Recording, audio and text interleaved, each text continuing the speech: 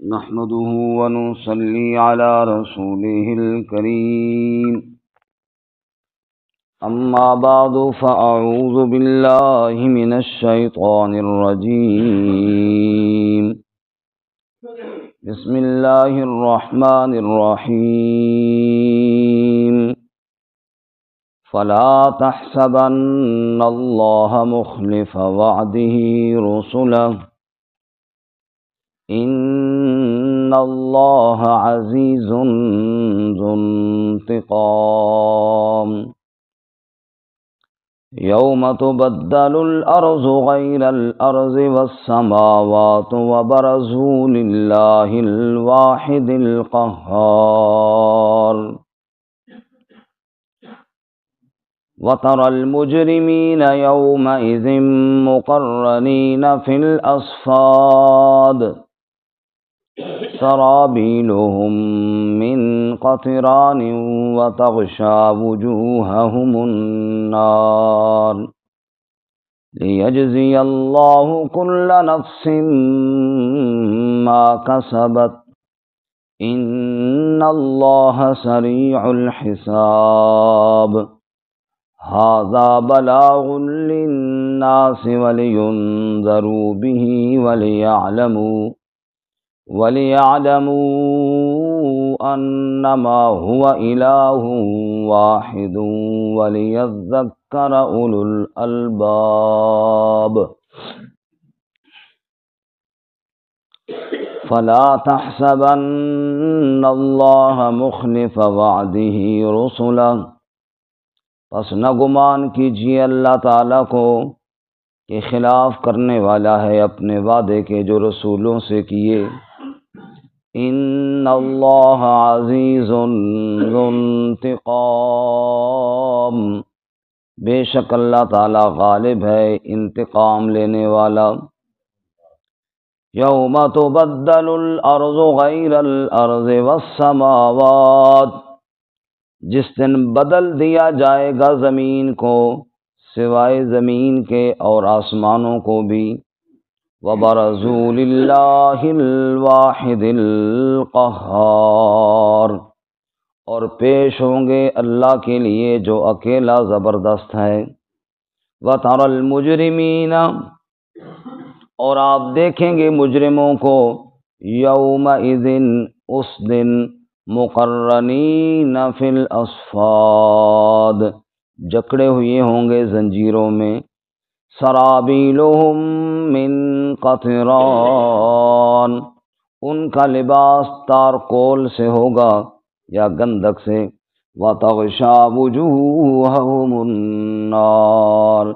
اور چھائی ہوگی ان کے چہروں پر آگ لیجزی اللہ کل نفس ما کسبت تاکہ بدلہ دے اللہ ہر نفس کو جو اس نے کمایا ہے ان اللہ سریع الحساب بے شک اللہ تعالی جلد حساب لینے والا ہے ھذا بلاغ للناس یہ پیغام ہے لوگوں کے لیے وَلِيُنذَرُوا بِهِ اور تاکہ ڈرائے جائیں اس کے ذریعے وَلِيَعْلَمُوا اور تاکہ وہ جان لیں انما هو الہ واحد بے شک وہ معبود یکتا ہے وَلِيَذَّكَّرَ أُولُو الْأَلْبَابِ اور تاکہ نصیحت حاصل کریں عقل والے سبحان ربک رب العزت عما یصفون وسلام علی المرسلین والحمد للہ رب العالمین اللہم صل علی محمد وعلی آل محمد كما صليت على إبراهيم وعلى آل إبراهيم إنك حميد مجيد اللهم بارك على محمد وعلى آل محمد كما باركت على إبراهيم وعلى آل إبراهيم إنك حميد مجيد معزز سامعین، سورہ ابراہیم کا آخری رکوع آیات نمبر 47 تا 52 تلاوت کی ہیں۔ اللہ رب العزت ان کے مطابق صحیح بیان کی توفیق عطا فرمائے، آمین، اور ہمیں قرآن و سنت پر عمل کرنے کی توفیق عطا فرمائے، آمین۔ گزشتہ سبق میں فکر آخرت سے متعلق ہم نے پڑھا کہ ظالم لوگ یہ نہ سمجھیں کہ انہیں کوئی پوچھنے والا نہیں ہے، دن آنے والا ہے جس دن ان کی آنکھیں پھٹی کی پھٹی رہ جائیں گی اور دل ان کے اڑے ہوئے ہوں گے، اور پھر رب سے مہلت مانگ رہے ہوں گے کہ اب ہم تیری دعوت کو قبول کرتے ہیں اور تیرے رسولوں کی اتباع کرتے ہیں۔ حالانکہ اللہ فرماتے ہیں کہ پہلے تو قسمیں اٹھاتے تھے کہ گویا کہ آخرت ہے ہی کوئی نہیں، زوال ہے ہی کوئی نہیں، اور دنیا میں ان سے پہلے کئی لوگ گزر گئے اور انہی کے مکانات میں وہ رہے، انہی علاقوں میں رہے، ان سے عبرت حاصل نہ کی۔ آج کے سبق میں بھی فکر آخرت ہی ہے، لیکن آج قیامت کے دن کے حالات سے ڈرایا گیا ہے۔ چنانچہ پہلی آیت مبارکہ میں تسلی ہے رسول اللہ صلی اللہ علیہ وسلم کے لیے اور ڈراوا ہے مجرمین کے لیے۔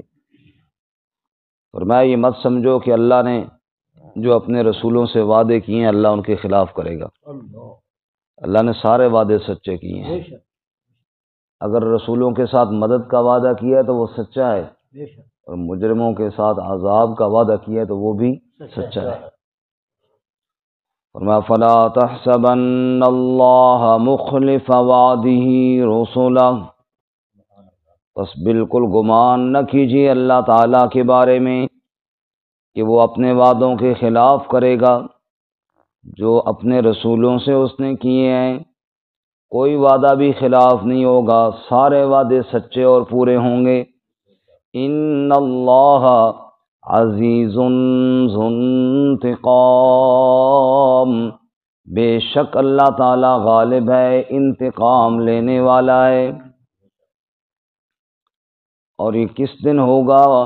یوم تبدل الارض غیر الارض والسماوات، جس دن زمین کو اس زمین کی حالت پر نہیں چھوڑا جائے گا بلکہ بدل دیا جائے گا۔ قرآن دوسری جگہ فرماتا ہے وَإِذَا الْأَرْضُ مُدَّتْ، زمین کھینچ دی جائے گی۔ اِذَا دُکَّتِ الْأَرْضُ دَكًّا دَكًّا، جب کوٹ کوٹ کر زمین کو برابر کر دیا جائے گا۔ اور کہیں اللہ تعالیٰ فرماتے ہیں وَيَسْأَلُونَكَ عَنِ الْجِبَالِ فَقُلْ يَنْسِفُهَا رَبِّي نَسْفًا فَيَذَرُهَا قَاعًا صَفْصَفًا لَا تَرَىٰ فِيهَا عِوَجًا وَلَا أَمْتًا، نہ اونچ رہے گی نہ نیچ رہے گی، پہاڑوں کو اللہ اڑا دیں گے۔ والسماوات، اور اسی طرح آسمان بھی اس حالت پر نہیں رہیں گے۔ اذا السماء انشقت، آسمان پھٹ جائے گا۔ وفتحت السماء فکانت ابوابا، آسمان کھول دیا جائے گا، اس میں دروازے پڑ جائیں گے۔ اور کہیں اللہ تعالیٰ فرماتے ہیں وَإِذَا السَّمَاءُ كُشِطَتْ، آسمان کی چمڑی اتاری جائے گی، کھال اتار دی جائے گی۔ اللہ اکبر۔ اس دن زمین بھی بدل جائے گی، آسمان بھی بدل جائیں گے، اور پھر کیا ہوگا وَبَرَزُوا لِلَّهِ الْوَاحِدِ الْقَهَّارِ،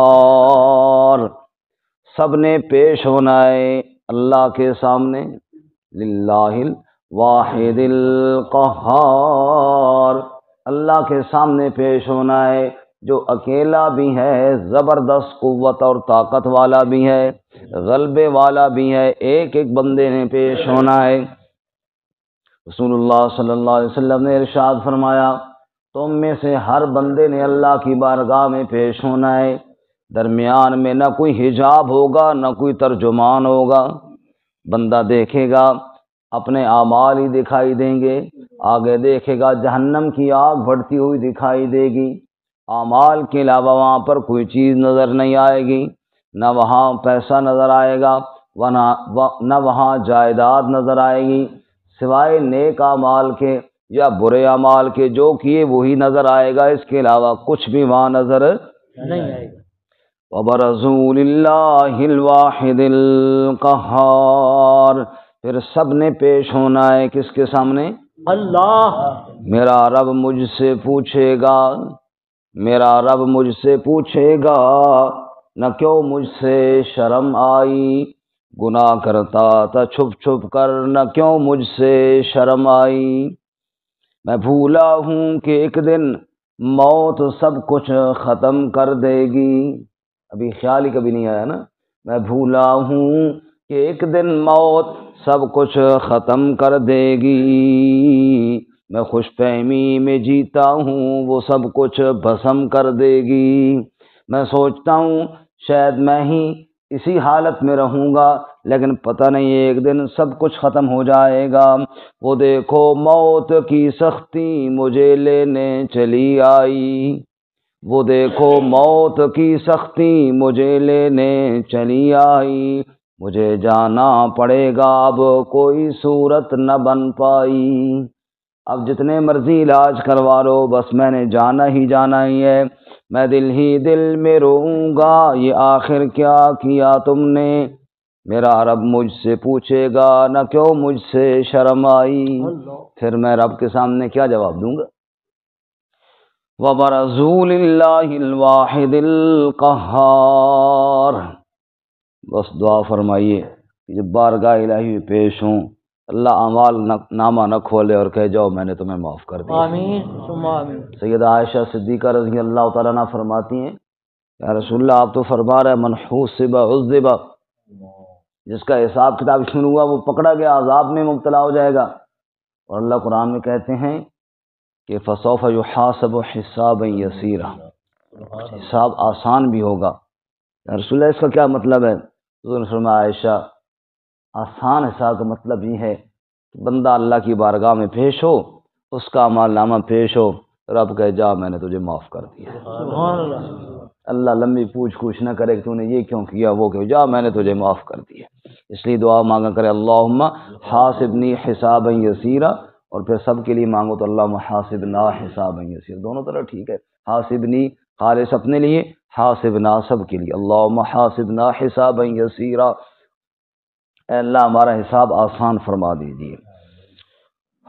وَتَرَى الْمُجْرِمِينَ يَوْمَئِذٍ مُقَرَّنِينَ فِي الْأَصْفَادِ، اور دیکھیں گے آپ مجرموں کو اس دن وہ جکڑے ہوئے ہوں گے زنجیروں میں، بڑے بڑے نافرمان، بڑے بڑے باغی، بڑے بڑے سرکش، بڑے بڑے ظالم آج زنجیروں میں جکڑے ہوئے چیخ رہے ہیں اور چلا رہے ہیں، سرابیلہم من قطران، جیسے سڑک پر گرم تار کول ڈالی جاتی ہے، چپک جاتی ہے، اس قسم کا لباس ان کے جسم کے ساتھ گرم چپکا دیا جائے گا۔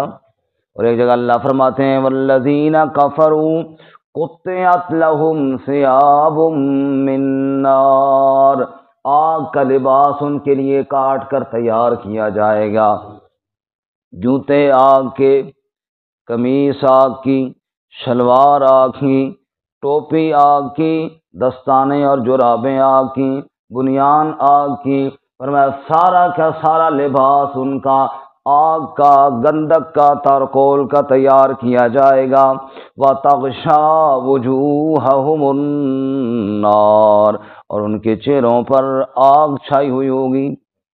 اور سورۃ المؤمنون میں اللہ فرماتے ہیں تلفح وجوہہم النار وہم فیہا کالحون، ان کے چہروں کو جہنم کی آگ جھلس کر رکھ دے گی اور بد شکل ہو کر جہنم میں پڑے رہیں گے۔ اللہ تعالی ہماری حفاظت فرمائے۔ لیجزی اللہ کل نفس ما کسبت، تاکہ اللہ جزا دے، بدلہ دے ہر نفس کو جو اس نے کمایا ہے، دنیا میں جس نے کفر و شرک کیا، فسق و فجور میں مبتلا رہا، جو اللہ کی بغاوت میں مبتلا رہا، لیجزی اللہ کل نفس ما کسبت، جو کچھ کیا اللہ ان کا بدلہ دے گا، ان اللہ سریع الحساب، ارے حساب کوئی دور نہیں، بے شک اللہ تعالی جلد حساب لینے والا ہے، بہت ان قریب جلد حساب ہونے والا ہے۔ اور آخر میں کیا فرمایا؟ ھذا بلاغ للناس، اوے لوگو یہ جو قرآن پاک ہے نا، ھذا بلاغ للناس، یہ پیغام ہے لوگوں کے لیے۔ قرآن کیا ہے بولو جی؟ لوگوں کے لیے پیغام ہے۔ کاش اس کو پیغام سمجھا جائے۔ ہمارے گھر میں شادی کارڈ آتا ہے تو اس کو ہم پیغام سمجھ کر پہنچ جاتے ہیں، نہیں پڑھ سکتے تو کسی سے پڑھواتے ہیں، پتہ کرتے ہیں یہ کہاں پہ ہے اور وہاں جانا ہے۔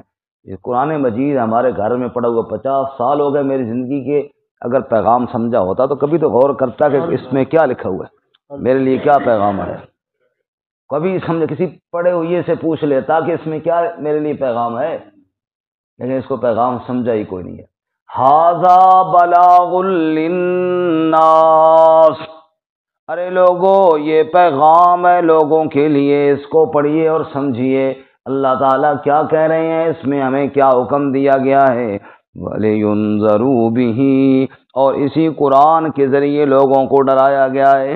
اللہ تعالیٰ نے ڈرانے کے لیے نبی بھیجے نذیر بنا کر، اور ان کو نصاب دیا اللہ نے قرآن جیسا۔ وَلِيُنذَرُوا بِهِ، اسی کے ذریعے ڈرایا جائے۔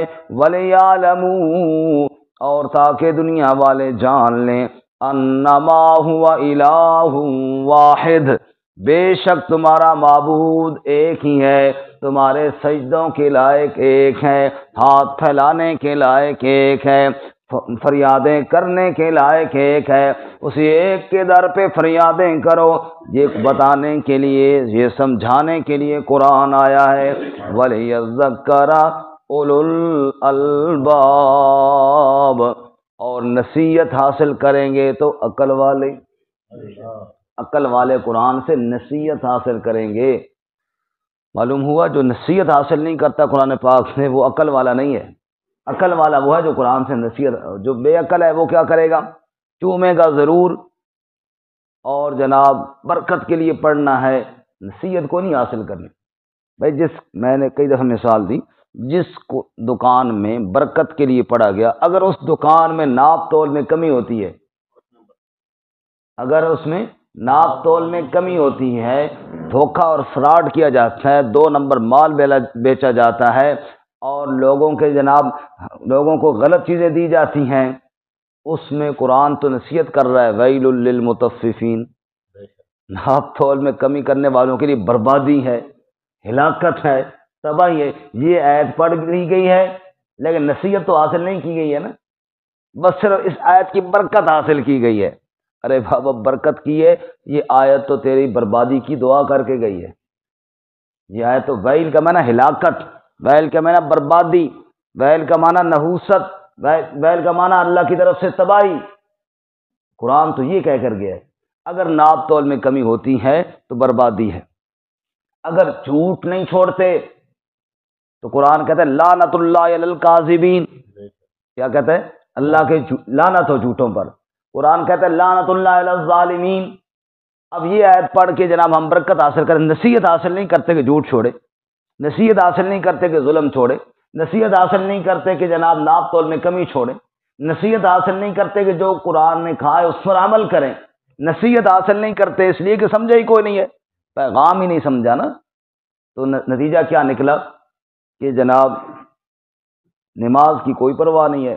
میں نے پہلے آپ کو ایک واقعہ سنایا، یا ہمارے ترامڑی میں عصر کی نماز کا وقت تھا، 4-5 سال پہلے کی بات ہے، نماز کے بعد باہر نکلے تو ایک بندے نے کہا جی ہمارے گھر دعا کے لیے آ جاؤ، چلے گئے، وہاں آگے سارے لوگ پڑھ رہے تھے، جو میں گیا تو سارے بیچارے اٹھ کر ملے۔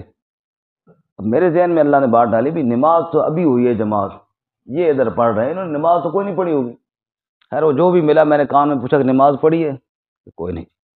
دوسرے سے پوچھا، تیسرے سے پوچھا، وہ 10-12 بندے جتنے بھی تھے نماز تو کسی ایک نے نہیں پڑھی تھی، تلاوت کر رہے تھے وہاں پہ۔